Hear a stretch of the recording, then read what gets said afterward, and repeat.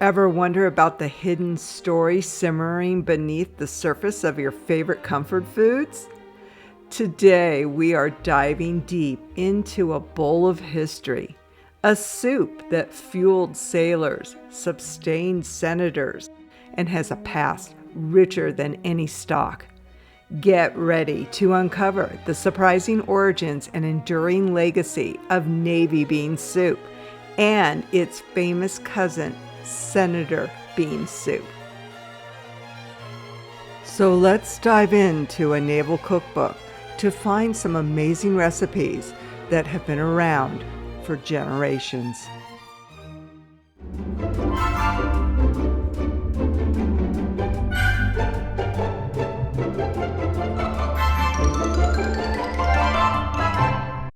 Keep in mind, all the recipes we go through today can be found on our website, moderndayfoodie.com.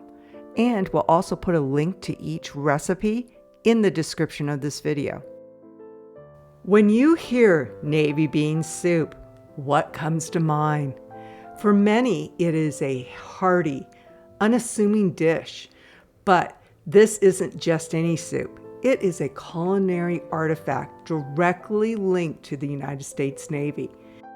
Imagine the vast open ocean, rough seas, and the demanding life of a sailor in the mid-1800s.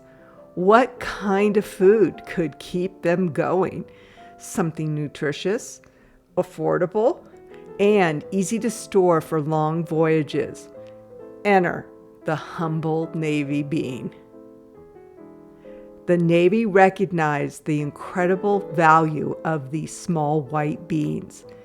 They were packed with protein, fiber, and essential nutrients, a perfect energy source for hard-working crews.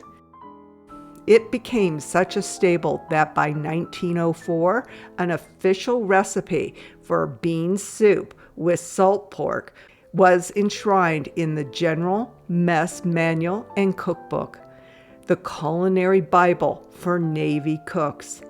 This wasn't just a suggestion, it was a directive to feed hundreds of men at sea. The General Mess Manual and Cookbook for the U.S. Navy emerged from the need for standardization and efficient food service for large crews. It was notably formulated around late 19th, early 20th century, like this rare 1904 edition. This type of cookbook would ensure everyone ate the same hearty, practical meals like stews, soups, and biscuits that followed strict Navy regulations for health. It is a critical system for feeding sailors effectively at sea. Most of the recipes in these books are for large measurements. So for today's recipe, I have broken it down into family-sized measurements on my website, moderndayfoodie.com. Speaking of famous bean soups, let's turn our attention to the halls of power, the U.S. Capitol. For over a century, the Senate dining room has featured a single, unwavering item on its menu: Senate bean soup. It's a dish so iconic, so deeply embedded in political lore, that it's become a legend in its own right. But where did this tradition come from? The exact origins are shrouded in a delicious blend of fact and folklore. One popular tale credits Senator Fred DuBose of Idaho. The story goes that in the early 1900s, he, as chairman of the committee overseeing Senate restaurants, demanded bean soup be on the menu every single day.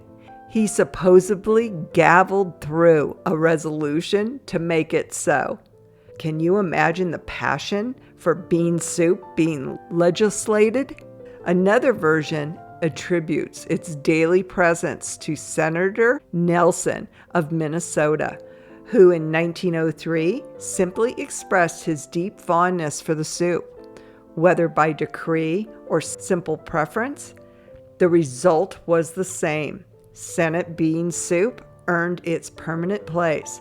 And it's not just for senators. Even today, you can find this historic dish at the Capitol Visitor Center and the Longworth Cafe.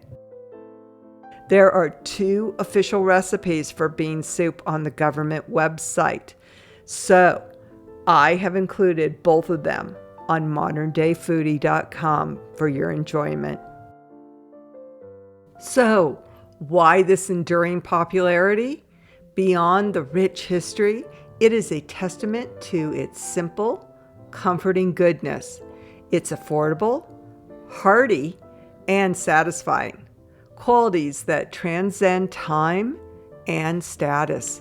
Whether you are a sailor on a ship, a senator debating legislation, or simply looking for a delicious meal at home, it's a taste of history, a connection to the past, and a truly democratic dish. We invite you to watch all our vintage recipe videos, from our Eating Like a President series to browsing vintage cookbooks.